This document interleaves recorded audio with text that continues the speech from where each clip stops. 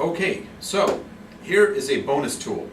If you're seeing me give this, it's because you guys have been so good at mastering so much material in so little time that there actually is some extra space for us to present an extra tool that we hadn't thought about presenting in this module. It's called Competitive Position Analysis, and it allows you to analyze yourself versus other competitors. And the way you do this is to see, okay, are we competitive versus other groups of producers in other places? There's two ways in which you are able to analyze yourself versus competitors. The first is doing simple cost benchmarking, and the second is looking at product scope and differentiation. So basically you look at high value market segments and product segments and low value product and market segments, and you see where you are positioned.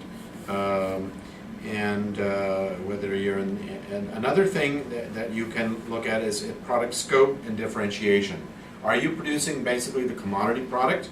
In this case, Afghanistan and Mongolia were producing pretty much commodity cashmere. Or are you doing cashmere garments highly differentiated as Italy and Scotland were doing? So where is it that you're competing? Understanding kind of the competitive chessboard after you've done the first exercises of segmentation will enable you to do that. And then where do you want to migrate to? I mean, maybe you want to move up towards higher quality. In the case of Rwandan coffee, the idea was, how can they move up into the higher quality and more differentiated segments, with Guatemala, Kenya, and Ethiopia having low caffeine coffee, Arabica, specialty coffees, etc. And Vietnam being basically more Robusta and lower quality. So by looking at the competitive position versus the market, one could then analyze what the goal was and where one wanted to go. You can also do this by looking at the value chain and seeing where you're participating.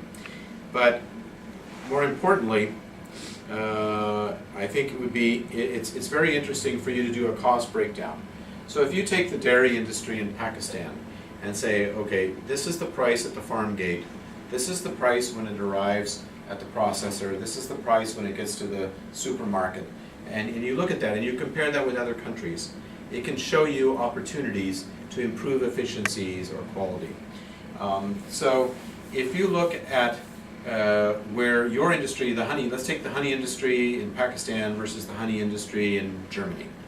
And if you were to compare those at the cost at each stage and also at the product differentiation in Germany versus Pakistan, you could come up with some very interesting opportunities on either how to improve efficiency or how to expand your product scope and differentiate your product.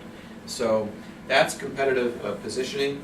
And I'm not going to say a whole lot more about it, but it's something to think about and one additional tool, and I congratulate you for getting this far into the presentation.